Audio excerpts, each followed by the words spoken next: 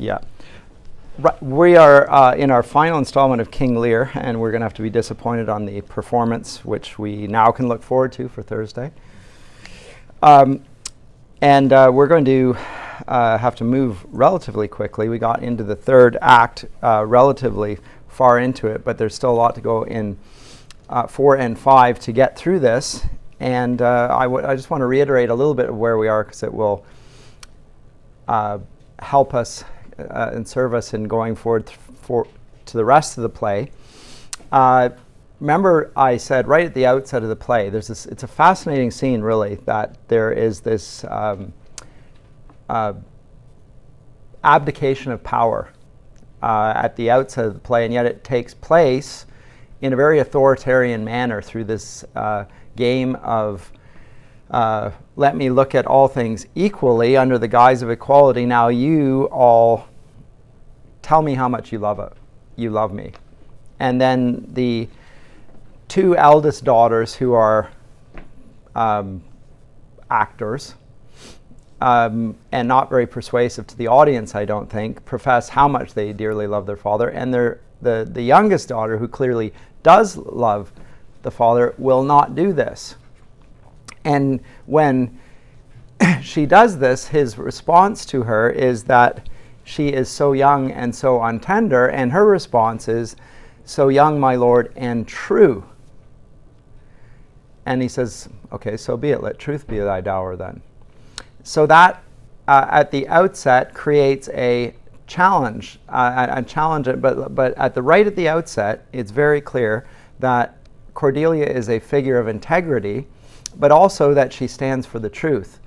And Lear is having none of it.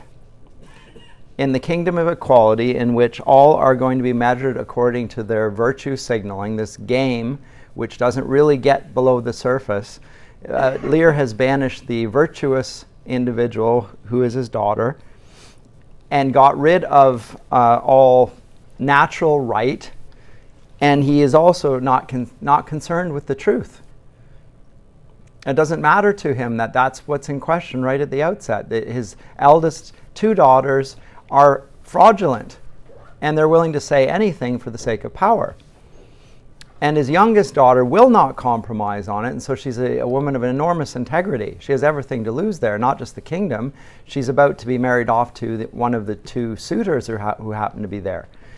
So everything's on the line for her, and yet she stands up for her, which is why we so admire her.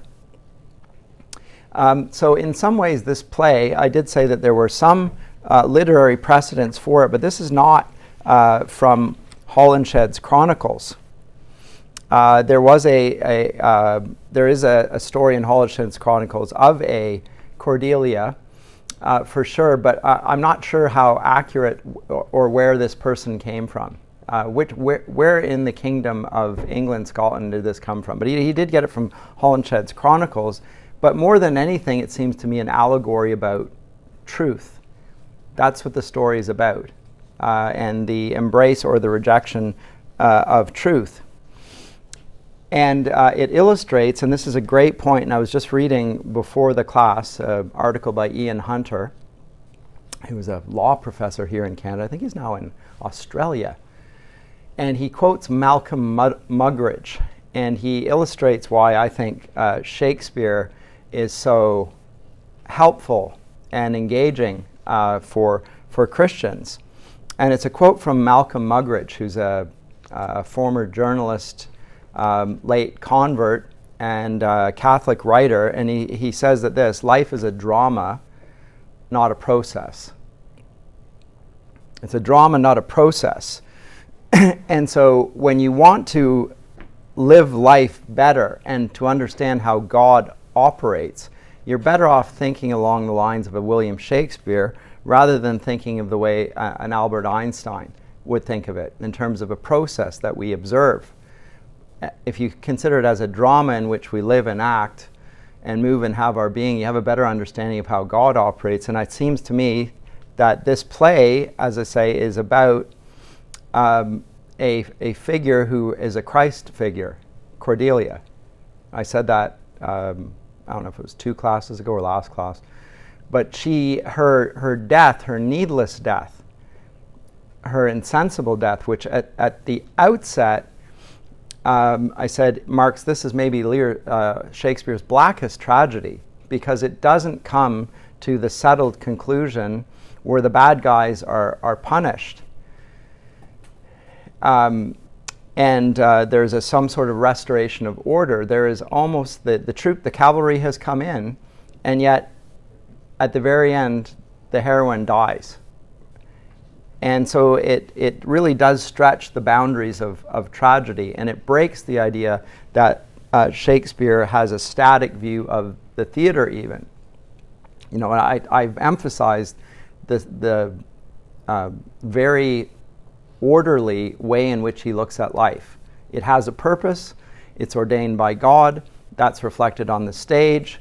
There's a marriage scenes at the end of a comedy. There's a restoration of order at the end of a tragedy. In the histories, there's a sense of God's providence in all things. So he's very strong on these themes.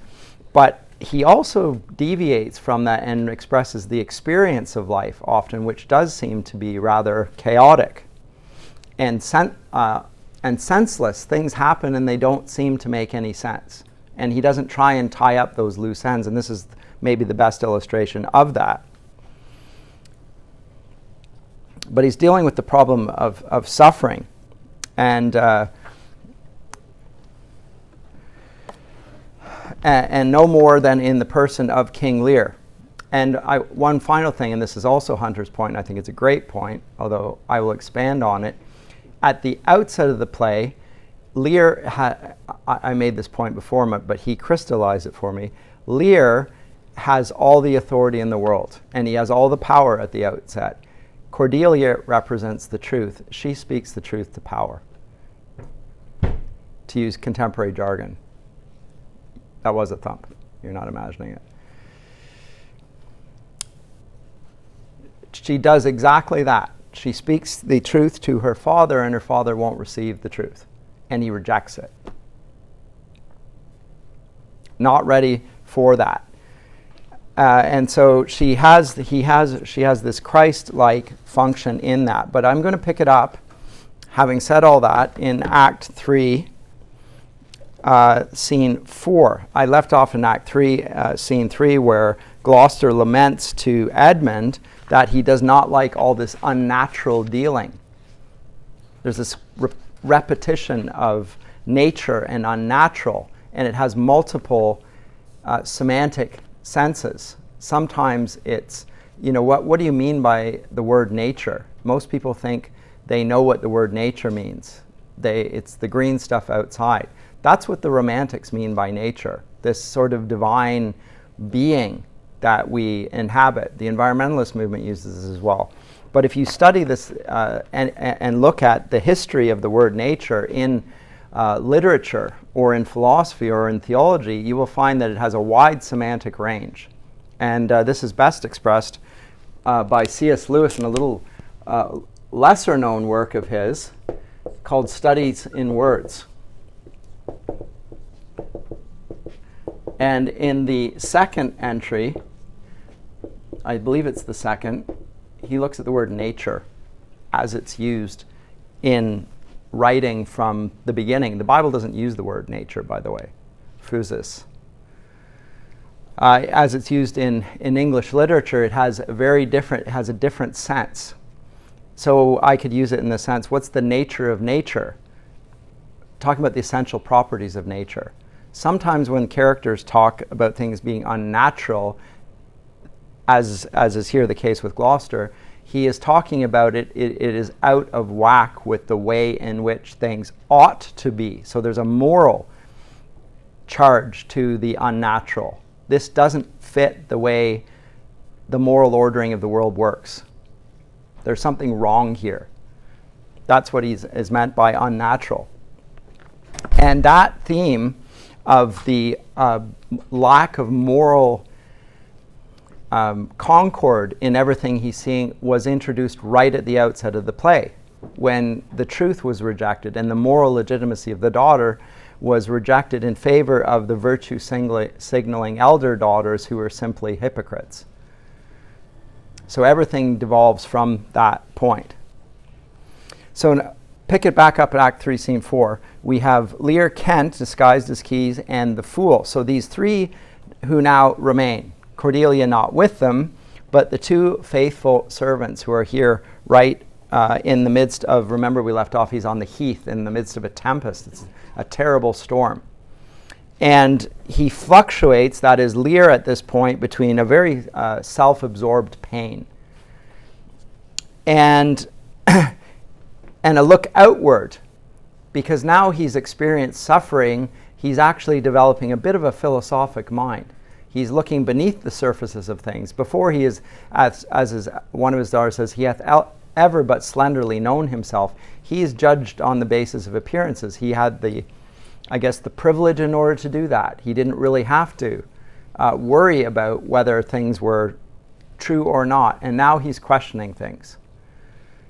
And we'll find that he receives the disguised Edgar, who is dressed as Tom of Bedlam, as Bedlam is this area in London where those who we would call the mentally ill are residing in London. So Bedlam is to this day reference to a place where things are chaotic. He will receive him as a virtuous man and even a philosopher when he himself has removed all the trappings of civilization. Lear says, you are a philosopher. And I said last time, if we do think of him as a philosopher, then he would be of the cynical school. He lives on the ground. He doesn't wear clothes. He acts as if human beings were no different than the animals. To Shakespeare's audience, this would be a very unnatural way of looking at things. But to our contemporaries, it's a very natural way of living. So, and again, the environmental movement, there's a great move against things like clothing in certain scopes. Or certainly, we want to wear the barest. It's not possible in Canada, by the way. Environmentalists never go the whole hog in Canada, or at least not in the winter. In the summer, it might work. It doesn't work very well when it gets cold. But he receives this Edgar, disguised as Tom of Bedlam, as a wise man, precisely because he is so cynical about the world. He represents cynicism, and Lear is cynical now about his daughters, about the whole of life, and about the pretensions of it. So now he's at least moved on from where he was at the beginning of the play, where he was totally judging on appearances and not concerned with the truth. Well, now he's thinking about the truth, thinking about his eldest or his youngest daughter, Cordelia. So, and in fact, he seems obsessed by the need to look below surfaces, and he thinks that everything's a deception. Kent and the figure of Edgar, who we'll meet in a second here, help him to discover the nature of human nature. That's their function here. And the hovel, in which they are lodged, is the most basic symbol of human community. It's a very poor shelter, but nonetheless it is a shelter. It's an artifice. They're not living under the rage of the elements. They've gone into a place which has been created. A hovel is a place that's like a house. They're not in a cave. So it's a symbol of civilization at the most basic, rudimentary level. And now, if you compare and contrast it, look at where he began. He began in a royal palace. Now he's in a hovel. Think about our Lord Jesus. Though he was by very nature, God took on the form of a servant. In John 1:14, it says that Jesus took on flesh and lived amongst us. The word in Greek is he tabernacled. He became the temple of God in our midst, so the temple of his flesh. And yet, he's not understood, he's not received, none of that. And so Lear, to some degree himself, is undergoing this loss of his divinity, and he's becoming more human in the process. And he is now, interestingly, more interested in the plight of others around him for the first time. He seems more humane.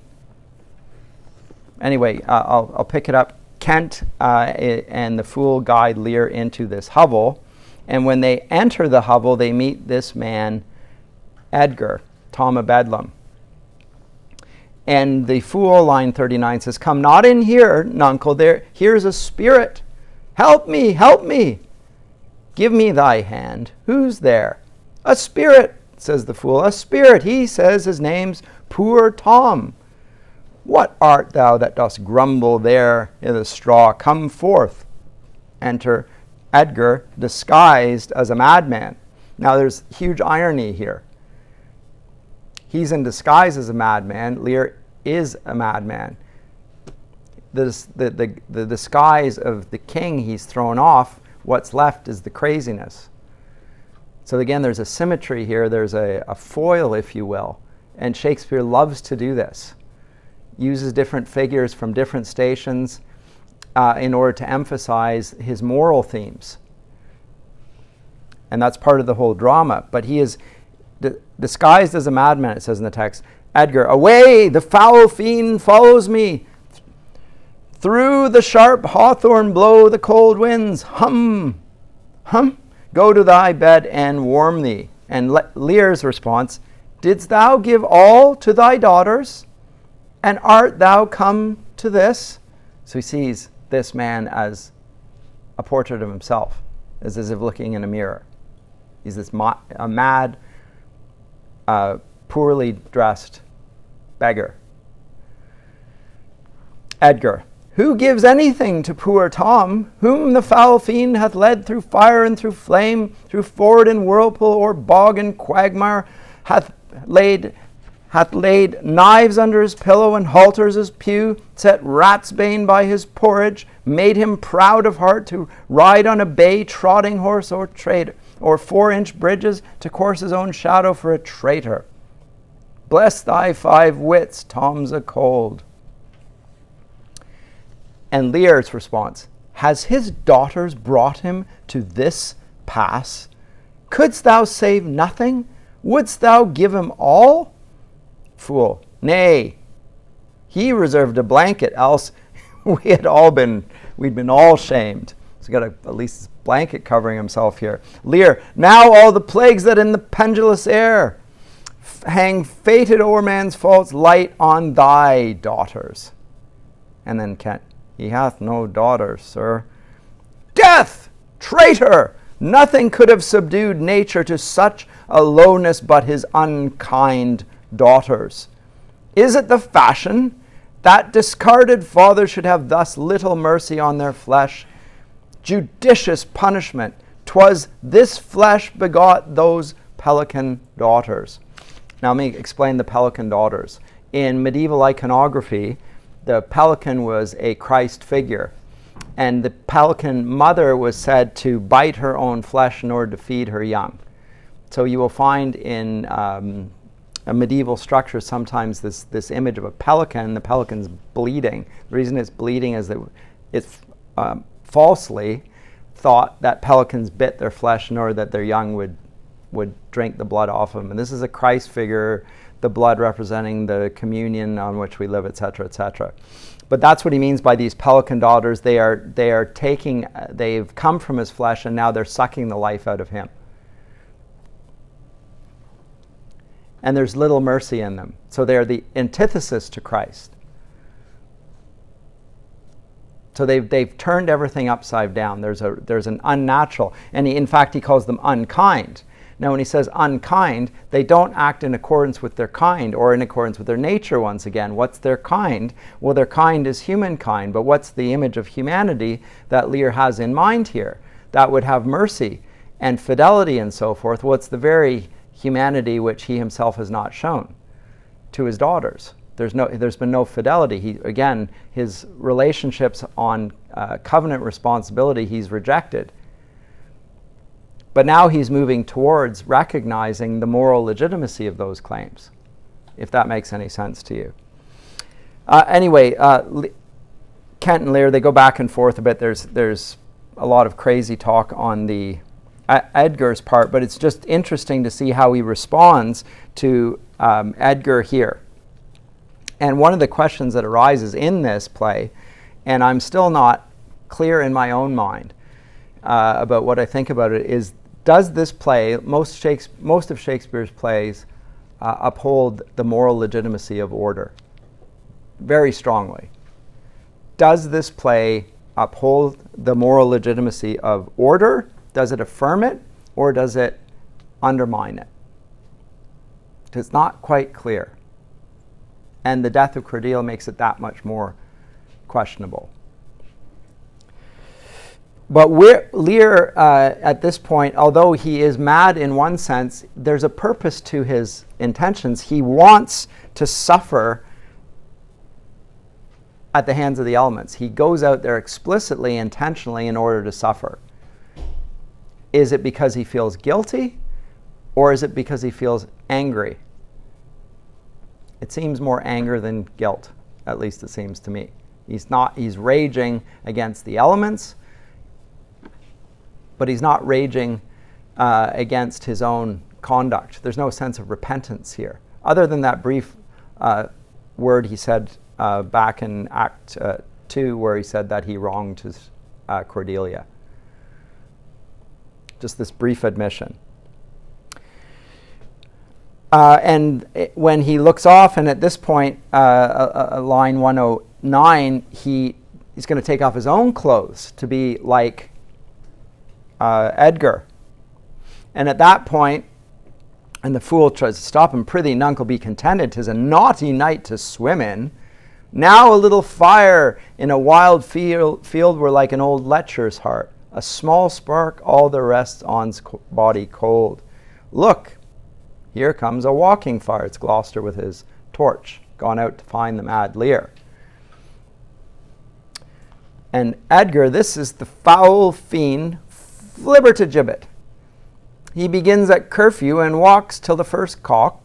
He gives the web and the pin, squinnies the eye, and makes the hare lip, mildews the white wheat, and hurts the poor creature of earth.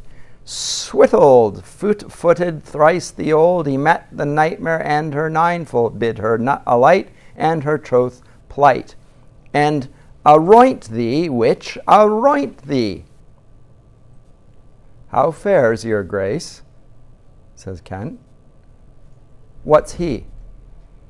"Who's there? What is it you seek?" Gloucester. "What are you there? Your names?" Edgar. "Poor Tom, that eats the swimming frog, the toad, the todpole, the wall-newt, and the water. That's in the fury of his heart," etc., etc. Crazy response. And Gloucester, who now sees that that Lear's there, "What? Hath your grace no better company?" So he's appalled by the fact that he's with the mad and this deprivation of his old former kingly self. And Edgar, the Prince of Darkness, is a gentleman. Modo he's called, and Mahu. Okay, never mind. Makes no sense, the speech. But he says, in response to all of this, Lear says, "O cry you 171, O cry you mercy, sir, noble philosopher, your company." So again, he now regards the Tom as his spiritual leader, a sort of guru for him. And Edgar becomes a guide, and really anything it reflects his own reflection upon himself. Right from the beginning, he was, what do psychologists call this? Where projection. He's projecting his own state upon the figure of Edgar in every sense, and yet he wants Edgar, having led him there in this guise of a mad beggar without any clothes, to lead him on the spiritual awakening that he wants to receive himself.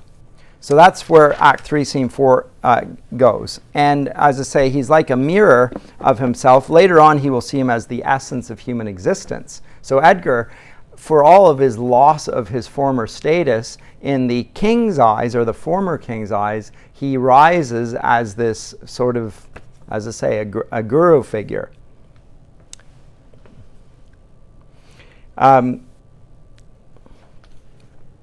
And Lear observes that it's actually nakedness that distinguishes us from the animals. Animals are never naked. We think we have clothes, and that they don't. That's correct. But we can be naked, and they can't. That's also true. Nobody ever mentions that. The animals don't wear clothes. We do. That's a trapping of civilization. Yes, but they can also never be naked. It's not possible. They have their coat or their cloak or their feathers or whatever, and they never don't have that. So it's not just the clothing that distinguishes, it's the fact of nakedness. And the reason that I think that people clothe themselves in one, that we have robes and garments, is for protection, but also because mankind is meant to be, these are our vestments. It's a priestly function. It's a sign of righteousness. Remember, in the garden, Adam and Eve have no clothes, and then God gives them a skin to cover them. He gives them, and it covers their unrighteousness. Anyway, yes, sir, and then I'm going to move on here. Kind of along the lines of they clothe themselves in fig leaves because they've lost their purity, but animals didn't have purity to lose. They clothe themselves in fig leaves, but then God gives them skins to wear, and a sacrifice has been made. But and that itself is symbolic as well. They now have shame, that's right. But the nakedness they had, it was always there, right? But now it's revealed something about them, something internal about them, which they cover through an external thing. And again, just the two facets of human nature. One, we can be naked, the animals can't. Two, we clothe ourselves, the animals don't. Those two things are very interesting. It's not just that we clothe ourselves, it's that there can be a nakedness, and that has a symbolic significance. It also has a psychological and a spiritual connotation, which is too little looked at. But Lear, as I say, notices that animals can't be naked. And so this is one of the things he notices that distinguish us from the animals. And so he gets something of the insight into what is genuinely human about human nature.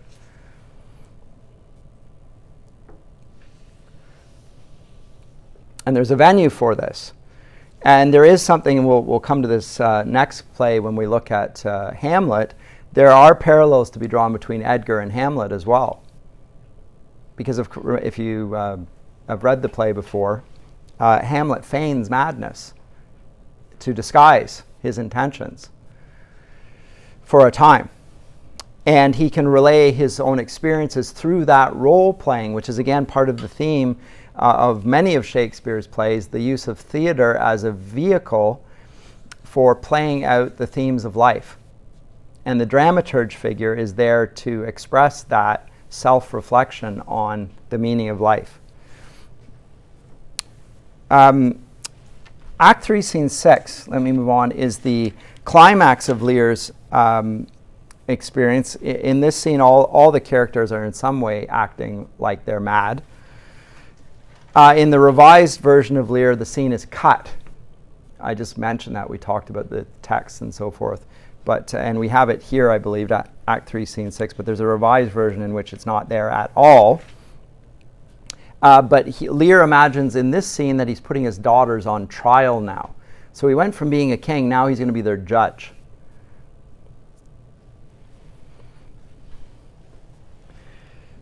And the question is, in the context of the natural world where all the trappings of civilization has been removed, is there a possibility for justice?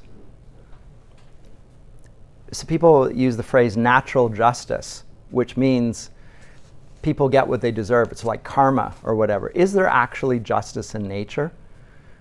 Like naturally? I think it's a misuse of the term, because in the natural world there is no justice. I'm not talking about the animals. If you watch nature shows like me, with my kids, an animal, a predator, eats other animals. There's no justice, there's no injustice, it's just what they do. They have to eat. And the others try to avoid being eaten, but that's not a matter of justice. So it's not natural justice. The sense that there is that we are morally culpable is a very human thing. And it goes back to the nakedness and the covering again. That sense of a moral nature that has been betrayed in some ways. But what is on trial in this Act 3, Scene 6 is nature itself. And at this point in the play, I'll just mention it because he disappears, the fool's gone. He just disappears and we don't hear from him again. Very mysterious. What happens to the fool? Does he die? Lear later mentions that his fool is dead. Is he referring to this fool, or is he referring to his youngest daughter Cordelia, who in some ways was foolish by the ways of the world? We can construct a view, but it's not clear from the text, is all I would say. Yes? I can't remember where. It was for when I was doing research for my paper on when I wrote about Shakespeare's Fools. Yep. I was reading that it's likely that the actor that played Cordelia was also the actor that played the Fool. Entirely possible. That, Happens often, in fact. and that was intentional, and it was intentionally done that way, is to have like what's the word? Knowledge. Symmetry? Of the audience, symmetry, but also like. See the parallelism, the sort of foil. Yeah. Well, that would make sense. I'm not sure that that's true or not, but it could be, and it would work. Both the two are fools in very different ways, and in a sense also very similar. They both are figures of truthfulness who speak truth to power. One does it through joking; the other is more through fidelity. Right? They're clear. These are again foils for one another. Could it be that he's using this almost like a male and female foil, in the sense? Well, they are male and female foils, so yes. Of course, but I mean, in the sense of like this is how the male foolishness would express truth, and this is how the male or the female foolishness. What could be? Wouldn't it be that the females are often used to represent justice? They are? You mean that justice being blind in a woman and so forth? I mean, like every character trait has been shown through. The problem when you start getting into symbolism and so forth is that symbols can sometimes represent multiple things in multiple contexts, and it starts to, sort of like allegory, it starts to spill out of control. So I don't think there's any warrant in the play to interpret it that way, but that's a clever reading of it, and I like that type of reading, quite frankly. It's a literary way of, a literary mindset, and that's why allegories are appealing. They seem to have some purchase on the text, and they explain certain things, but again, you can go way beyond the text, and then you need to be, I would say, just like we're doing in lit theory, the allegorical or the interpretative elements of your reading have to be bound by the literal. Is there any substance in the text that would warrant that reading? It's not that it's inappropriate, it's just it seems a little bit of a stretch, that's all. Act 3, Scene 6, though, also is the terrible scene in which Gloucester, rather, actually it's Scene 7, in which Gloucester is blinded. And now we have a double crisis in the play. I remember there's the plot and the subplot. There are two fathers. There are two sets of children. There's the three daughters for the king, and there are the two sons for the duke. The duke who is blinded is, and again, a sort of a foil for the king, because the king is also blind, but he's not physically blind. He is blind to the truth, simply. And that leads to all sorts of unintended consequences. But now Gloucester is blinded, and it adds emphasis to the crisis that already is occurring in that subplot. So the subplot is reinforcing those themes of legitimacy and truth and deception and fraud and moral legitimacy. Those are all involved here. And when he is blinded, and it's one of the most horrible scenes in all of Shakespeare, where his eyes are plucked out, and anyone who's read any theater will have in mind the blinding of Oedipus Rex as well, right? But here it's a gruesome scene. And he comes back with bandages on his eyes, and I've seen them portrayed, there's red blood through the white bandages, so it's like it's a horrible mask. And when he is finally blinded, it's at that point that he learns the truth about his son, Edmund. Only then. It's through the blindness.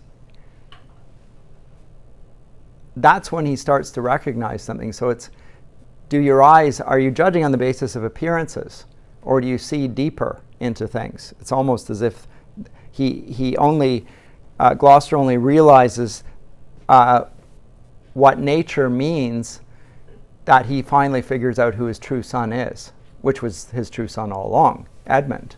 But he'd been deceived by judging on the basis of appearances up to that point. But there's a horrid, horrid scene.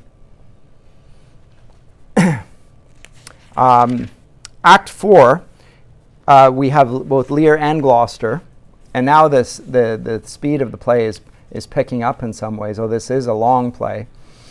And Edgar enters, and we get Edgar's consciousness speaking here, because now he is speaking unguardedly. Yet better thus, and known to be condemned, than still condemned and flattered. He's reflecting on the way things are right now. And it's almost a reflection on the themes of the play. It's better to be condemned and be the blind man that he is and aware of the way the world is, than still be condemned and yet flattered, which is the way Lear was at the outset. But now he's speaking of condemnation, and he's talking about the judgment upon sin, to which we are all subject. He's aware now of the sinfulness of sin that undergirds the appearances of the world. I think that's what he's talking about. And then he says, to be worst, the lowest and most dejected thing of fortune, sends still in esperance, in hope, lives not in fear. The lamentable charge is from the best, the worst returns to laughter. Welcome then, thou unsubstantial air that I embrace. The wretch that thou hast blown unto the worst owes nothing to thy blast. So Edgar has also been transformed by this whole process. He now recognizes that the external trappings of virtue are just that. They're not a measure of the man. The real measure of the man lies within himself, not in the vicissitudes of fortune. And even and he learns that actually when he has nothing, he still has hope. Whereas those who have everything, when they lose a little thing, they think everything's lost. So he's watched King Lear, who acts as if he's lost absolutely everything when actually he gave it all away. But he has not realized, he hasn't learned to be hopeful in the midst of his poverty. Whereas Edgar has. He becomes a wise figure here. This is a wise speech right at the outset. And again, Shakespeare, for his audience here, Shakespeare's teaching something of wisdom to his audience, moral awareness, about trusting in the riches of this life. But Edgar, so then he moves from this orderly beginning, and now he is a very different figure. Actually, I'm trying to think of this. Is the blinding scene in Act 3, Scene 7? No, it's in Act 4, isn't it? Isn't it? No, it happened already. It was already, okay. So he's walking on the heath, sorry. Oh, yeah, and of course, he's led by an old man. Yes, okay. Because he's blinded. And then, but who comes here? My father. Party-eyed? World, O world! But that thy strange mutations make us hate thee, life would not yield to age. If we weren't filled with hatred, we would simply die. Old man, oh my good Lord, I have been your tenant and your father's tenant these 80 years. Away, get thee away, good friend, be gone. Thy comforts can do me no good at all. Thee they may hurt. Now Gloucester, look at Gloucester. Here's his tenant. He's an 80-year-old man, and he's guiding his the Duke of Gloucester. He sees him in his pitiable state. He takes pity upon him, and Gloucester shoos him away because he's fearful for the consequences of harboring himself. Says something of the man's character. He's a goodly old man in the end. Old man, you cannot see your way. I have no way, and therefore want no eyes. I stumbled when I saw. Full oft 'tis seen our means secure us, and our mere defects prove our commodities. O dear son Edgar, the food of thy abused father's wrath. Might I but live to see thee in my touch, I'd say I had eyes again. So total recognition here. of his true relationship to his son Edgar, even before the son is actually revealed to him. So there's this moment of what Aristotle calls anagnorisis, a recognition scene. Here it's the recognition of the proper identity towards his son, who he had pursued as if he had done him wrong, and in fact it's proved the other way around. And then he would have eyes in a different sense. Clearly he won't grow back his physical eyes, but he will see him as he truly is, the faithful son that he actually is. And now Edgar comes in and intervenes, and he takes the place of the old man. And he's a madman and a beggar, and of course Gloucester likes, well, this is a better guide for me then. Since I'm a madman and a beggar, let him lead me. And he leads him to the edge of a cliff and pretends to let him jump off it and to have died, and describes the scene, and he does so almost as a spiritual guide, because he says at the bottom there was a figure that looked like the devil, and he's trying to get him from killing himself, because the man wants to take his own life. So for all of his goodness, Gloucester is something like a Stoic only at this point, because in Stoicism it's always permissible to take your own life. Always. This is a play written by a Christian with a pagan setting, and some of his characters seem to express Christian views, and Edgar is one of them. He's not going to let him jump to his death. And Edgar will rejoin at this point, so he expresses this idea of, and he finds it, and again, he's disguised, and he has great difficulty in these scenes not to reveal himself to his father. As you can imagine, his father's suffering. He longs for his son Edgar, and this is his son Edgar, but he doesn't reveal himself. He's a bit like Odysseus here. He's come home in a figurative sense to his father. The two are reunited, and yet he needs to do something to heal his father's soul before he will reveal himself as Edgar. So he takes on this role of disguising himself just for a purpose. Do you see what I mean there? Odysseus does it in order to test people before he's going to reveal himself. He'll figure out who has been faithful to him, who not, and only then will he reveal himself. Likewise, Edgar here uses his disguise for good purposes, and in this case for spiritually redemptive purposes. He wants his father to want to live. So the question that arises out of this is, was it even necessary for Edgar to put off telling Gloucester who he was? Why doesn't he just say, Dad, it's me? Why not? Why go through the elaborate charade of tricking his father into thinking he jumped off a cliff? Like, what's with that? Any ideas? It's one of the more interesting scenes in the play. You would have thought on a pure on a purely human level, if this were not theater, that that's what you would do in that situation. Of course, he's got his father in his arms. Why not just say, Father, it's me? How come? Why does he lead him to believe that he's jumped off of a cliff?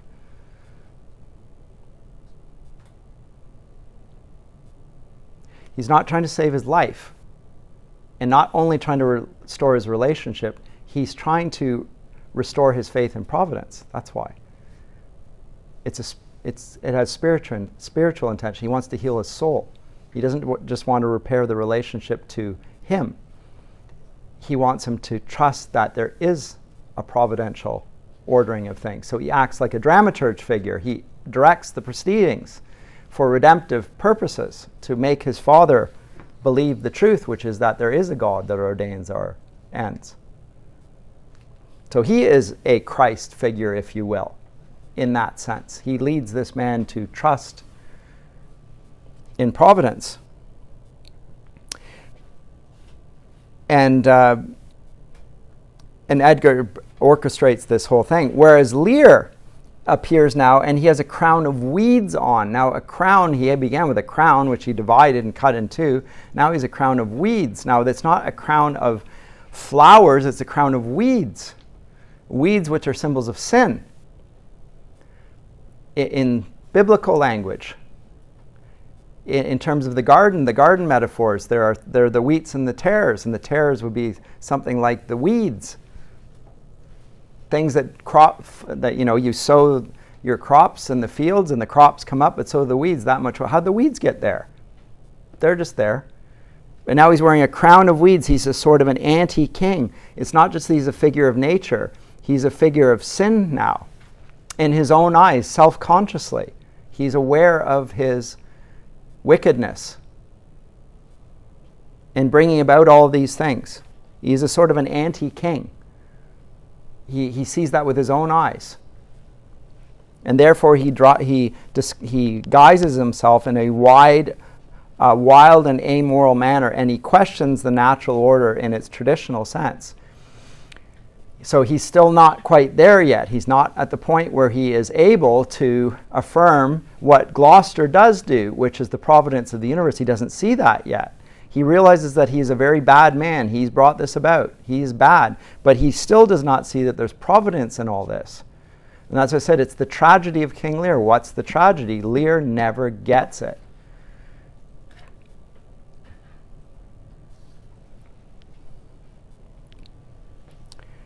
So Lear is not, and when he questions nature in its traditional sense, he hasn't adopted Edmund's view of nature, which is that it's just a will to power, and words and titles and all these things, that's just subterfuge. It's really all about power.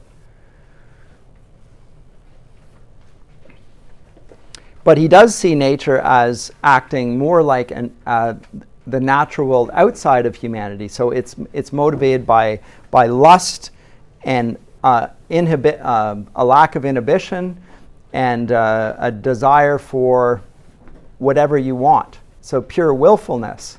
That's not very helpful. And so he, line 117, let me read this in 4:6, 117. Where is it here? Gloucester says, the trick of that voice I do well remember. Is it not the king? Now Lear. 107. I, every inch a king. When I do stare, see how the subject quakes. I pardon that man's life. What was thy cause? Adultery? Thou shalt not die.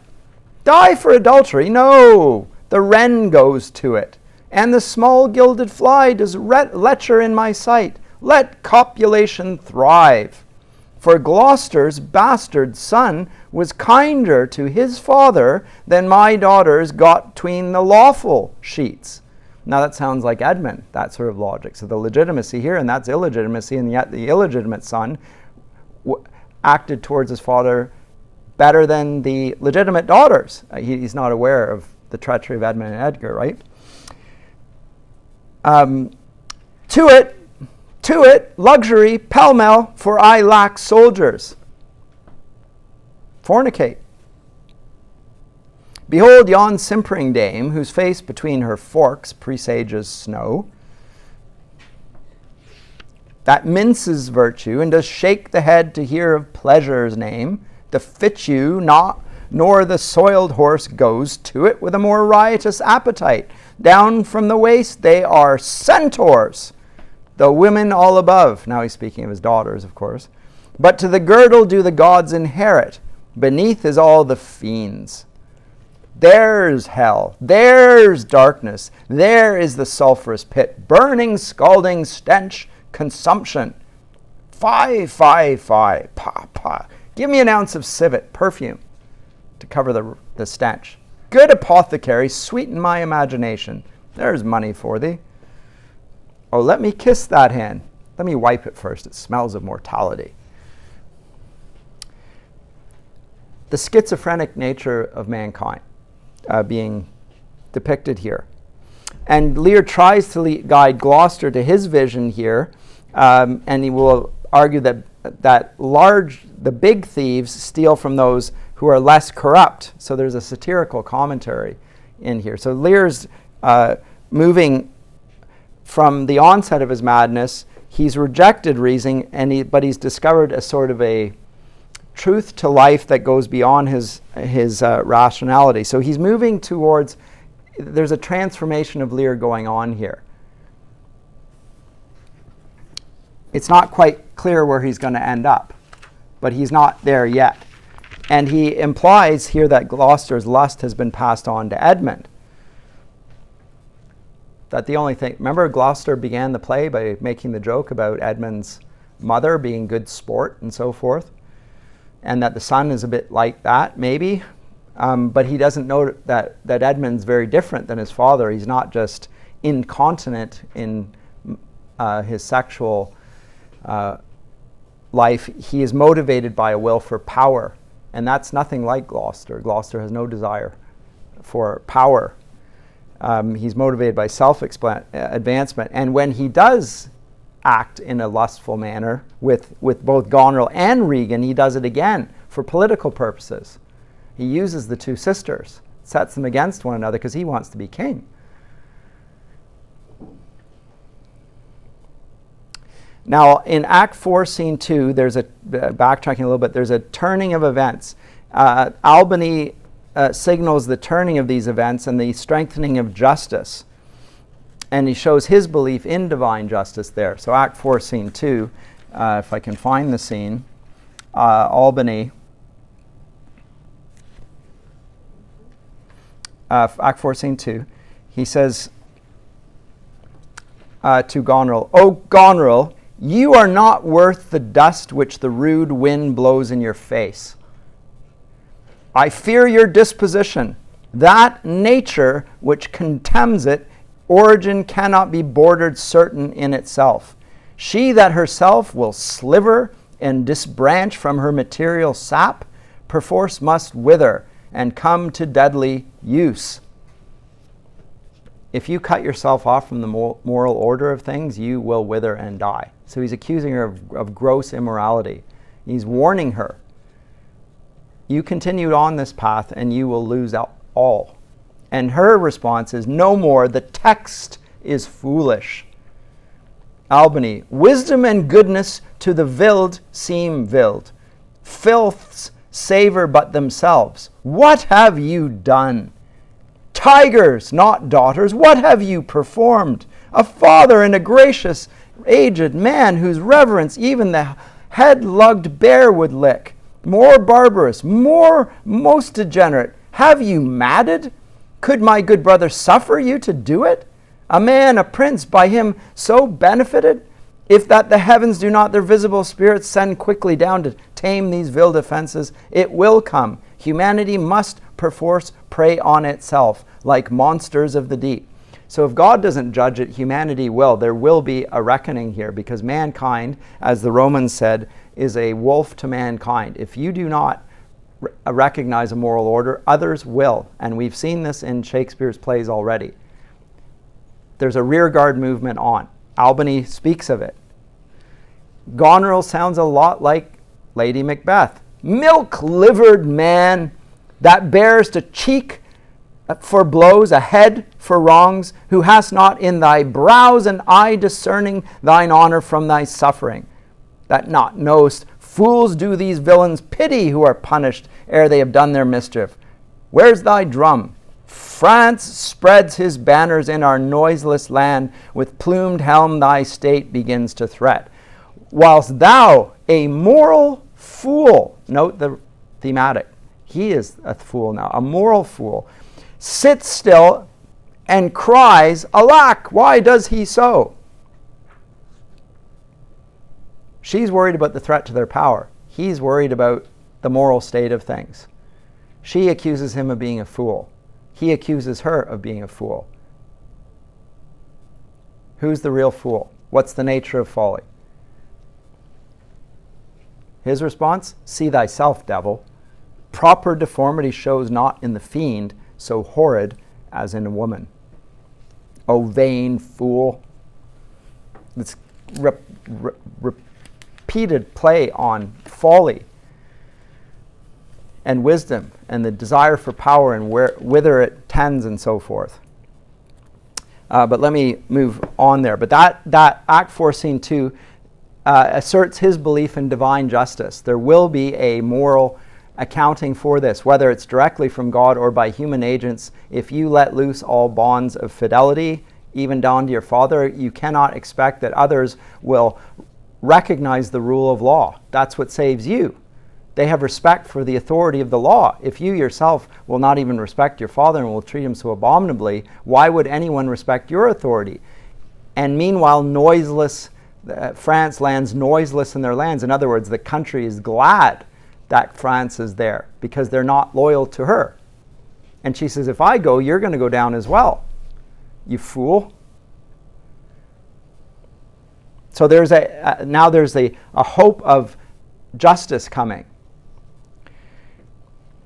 And in Act 4, Lear is in fact captured and brought back to the French camp and reunited with Cordelia, as it were. Act 4, scene 6, 4?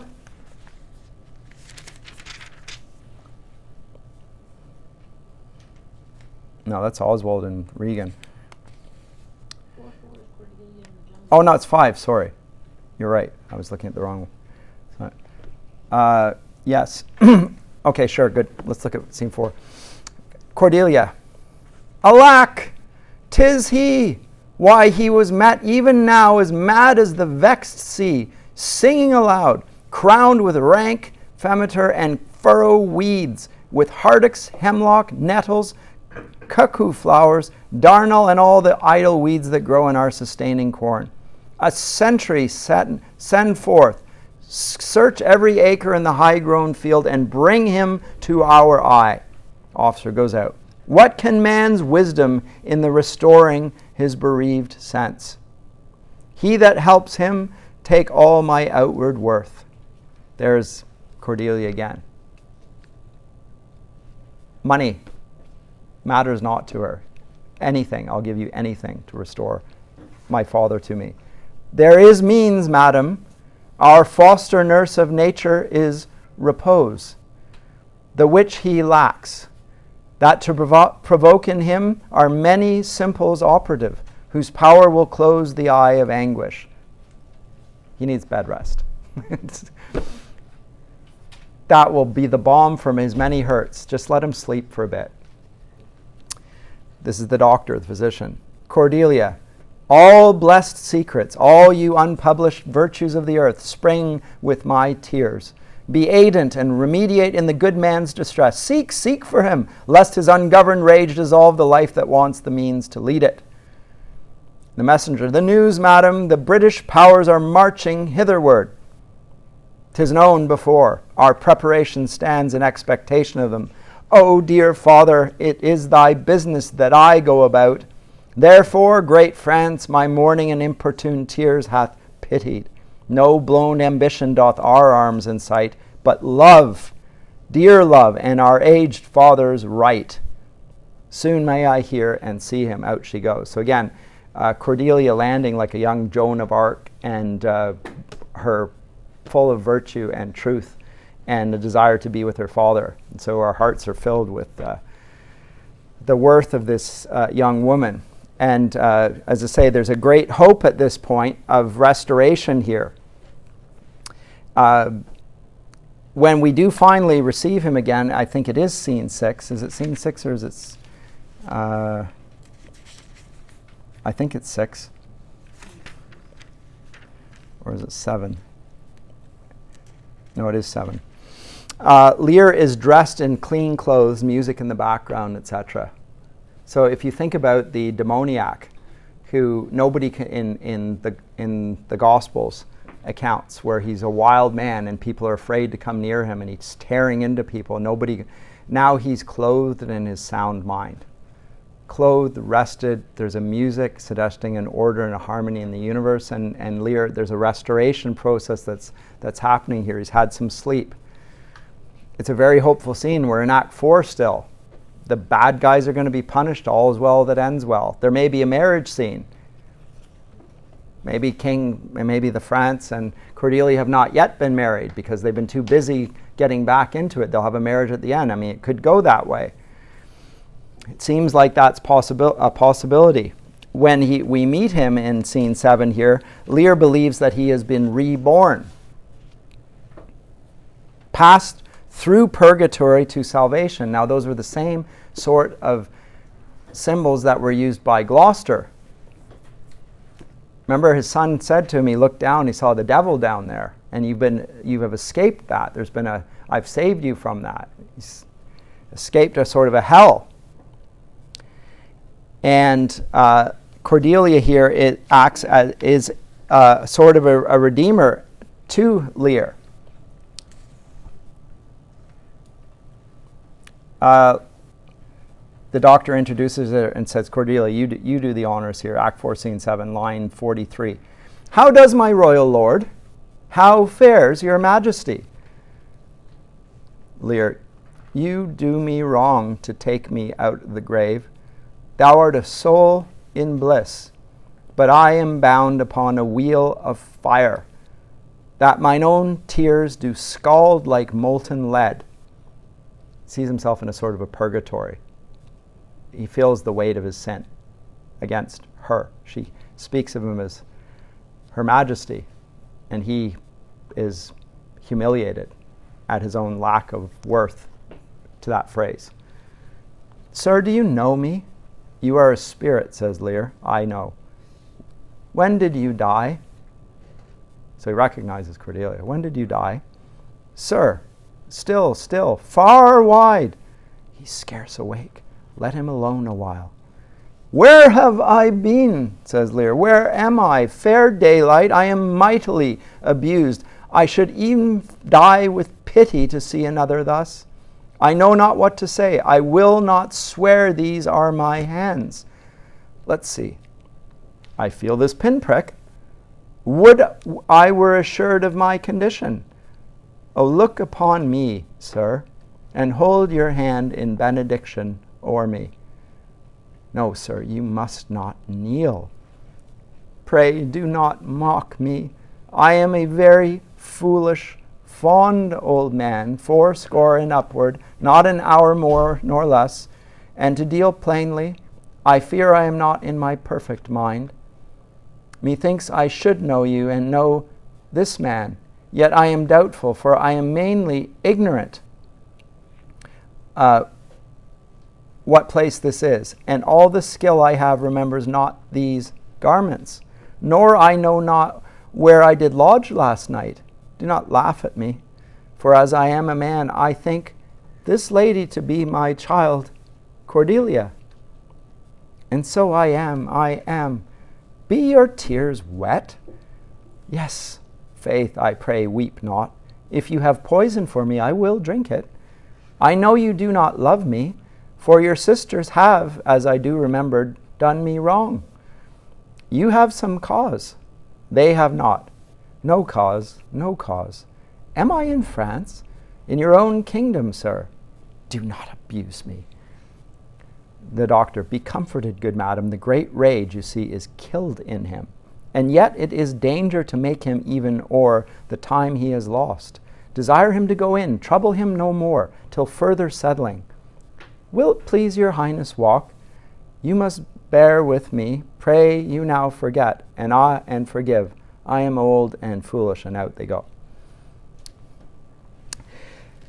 So there's a hopeful restoration here on the sideline. He recognizes her, and yet he's not fully himself yet. He's not fully recovered. But he's close there, certainly, and very hopeful scene. And we find that Kent arrives, and the gentleman speaks to him and says, holds it true, sir, that the Duke of Cornwall was so slain? Kent, most certain, sir. Who is conductor of his people? As 'tis said, the bastard son of Gloucester. They say Edgar. His banished son is with the Earl of Kent in Germany. Report is changeable, says Kent. 'Tis time to look about. The powers of the kingdom approach apace. The arbitrament is like to be bloody. Fare you well, sir. My point, says Kent, and period will be thoroughly wrought. or well or ill, as this day's battles fought. Nice tight conclusion, the rhyming couplet. Now, Act 5, Scene 1, enter with the drums and the colors. So if you're watching a performance of this, you hear and it's the martial scene. It reminds us that this scene of quietness, of a restoration, is not without its danger. A battle is still ongoing. And in fact, this will be a terrible scene. Edmund. Know of the Duke if this of his last purpose hold, or whether since he is advised by aught to change the course. He's full of alteration and self-reproving. Bring his constant pleasure. Gentleman goes out. Regan. Our sister's man is certainly miscarried. 'Tis to be doubted, madam. Now, sweet lord, you know the goodness I intend upon you. Tell me but truly. But then speak the truth. Do you not love my sister in honored love? But have you never found my brother's way to the forfended place? Okay, yeah, I love her honorably. Yes, but have you loved her dishonorably? That's what I'm asking. Have you a relationship with her? That thought abuses you. I am doubtful that you have been conjunct and bosomed with her as far as we call hers. No, by mine honor, madam. All ironic, of course. I shall never endure her. Dear my lord, be not familiar with her. Fear me not. She and the Duke her husband. Albany, Goneril, the soldiers come in. And Goneril, at this point, I had rather lose the battle than that sister should loosen him and me. Goneril's all motivated by her lust for Edmund. And she doesn't even care about the kingdom anymore. It's all personal. She loves this man, or lusts after this man who's not her husband, and likewise. So the sisters now have degenerated from their lust for power to simply lust for this man who is neither of their husbands. Albany, our loving, very loving sister, well bemet. Sir, this I heard, the king is come to his daughter, with others whom the rigor of our state forced to cry out. Where I could not be honest, I never yet was valiant. For this business, it touches us as France invades our land.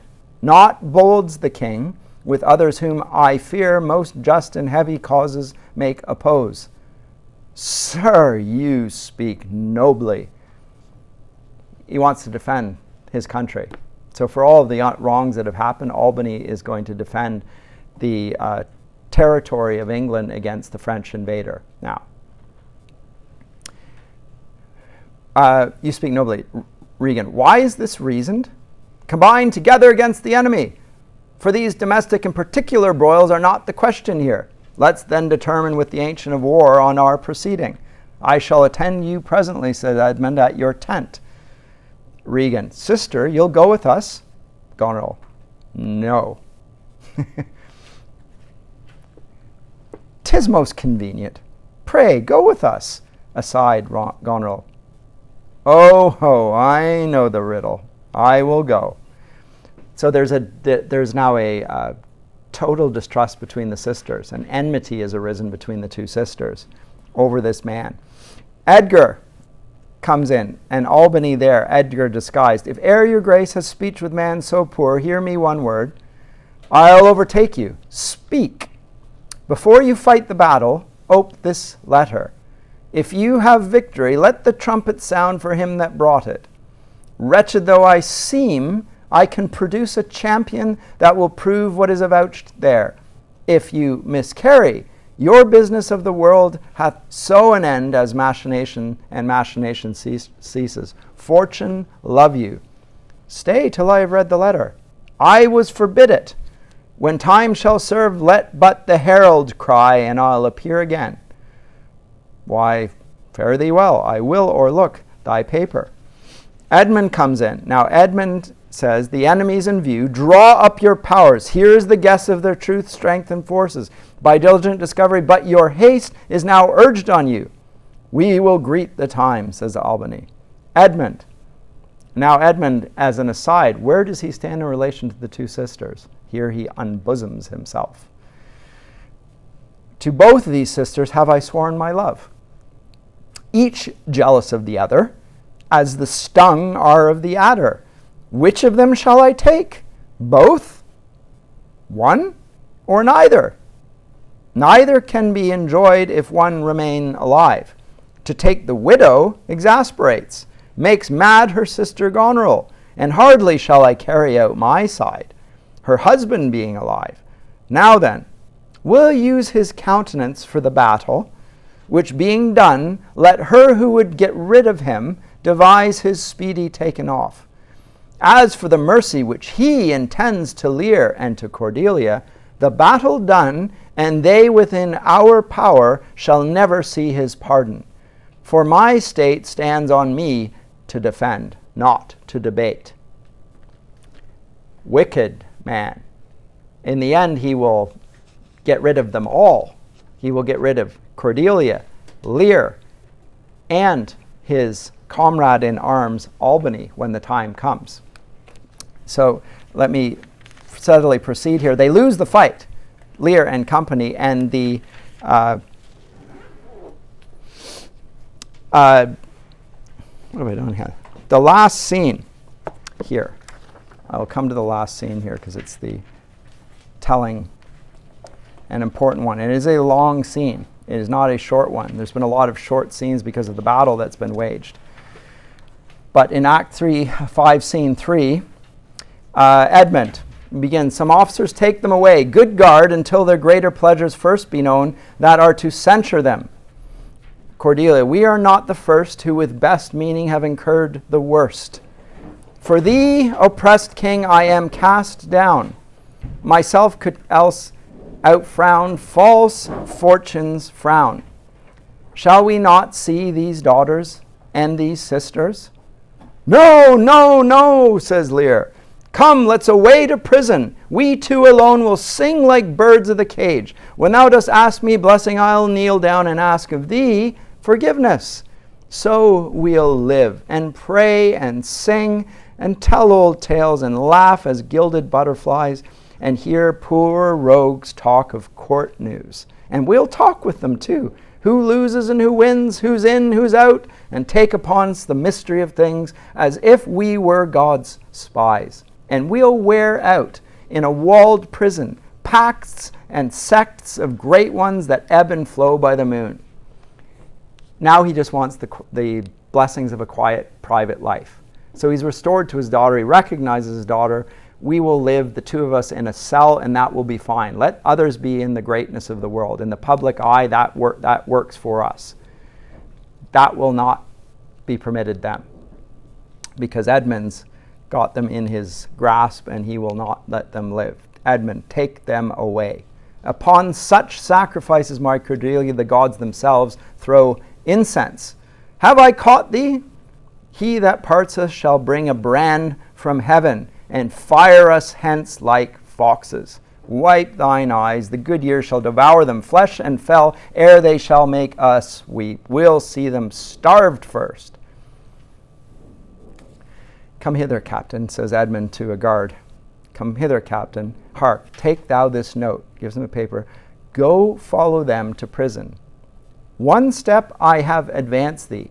If thou dost as this instructs thee, thou dost make thy way to noble fortunes. Know thou this, that men are as the time is. To be tender-minded does not become a sword. Thy great employment will not bear question. Either say thou do it, or thrive by other means. I'll do it, my lord. About it, and right happily when thou hast done. Mark, I say, instantly, and carry it so as I have set it down. Off he goes. Now, Albany, Goneril, Regan, soldiers, and so forth, they come in here. I'm going to have to skip over some of the stuff here. But now the terror of the sentence upon Lear and on the sister are full in our minds. What's going to happen here? Well, at this point, a herald comes and a trumpet sounds, and Edgar comes in, armed. Edgar, the beggar, now two brothers are going to have at it. Albany, ask him his purpose, why he appears upon this call of the trumpet.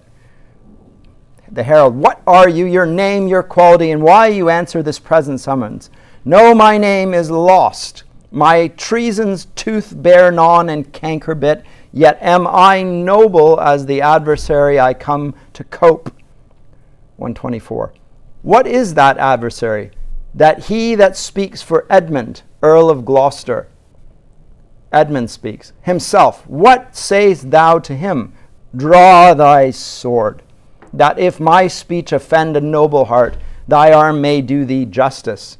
Here is mine. Behold, it is my privilege, the privilege of mine honors, my oath and my profession. I protest, maugre thy strength, place, youth, and eminence. Despite thy victor sword and fire new fortune, thy valor and thy heart, thou art a traitor, false to thy gods, thy brother and thy father, conspirant against this high illustrious prince, and from the extremest upward of thy head to the descent and dust below thy foot, a most toad-spotted traitor. Say thou, no, this sword, this arm, and my best spirits are bent to prove upon thy heart, whereto I speak, thou liest. In wisdom I should ask thy name, but since thy outside looks so fair and warlike, and that thy tongue some say of breeding breathes, what safe and nicely I might well delay by rule of knighthood, I disdain and spurn. Back do I toss these treasons to thy head, with the hell-hated lie o'erwhelm thy heart, for which they yet glance by and scarcely bruise. This sword of mine shall give them instant sway, where they shall rest forever. Trumpets speak, and Edmund goes down. So he kills the traitor there, and of course he appears, he reveals himself at this point as Edgar, and Edmund admits, line 174, thou spoken right, 'tis true, the wheel is come full circle, I am here. The wheel of fortune, which he believed in at the outset. He declared his belief in fortune. There's no providence. It's just things that happen. Well, now it's come. There's a sort of a karma here. It's appropriate. And we find that 223, I'll pick this up next time. Actually, I'm going to pick it up next time because Cordelia herself, the revelation about her is revealed. I'll come to that next time. I'll speak for a few minutes, and then we will, after our little play, introduce Hamlet, which we look forward to. I'll see you then.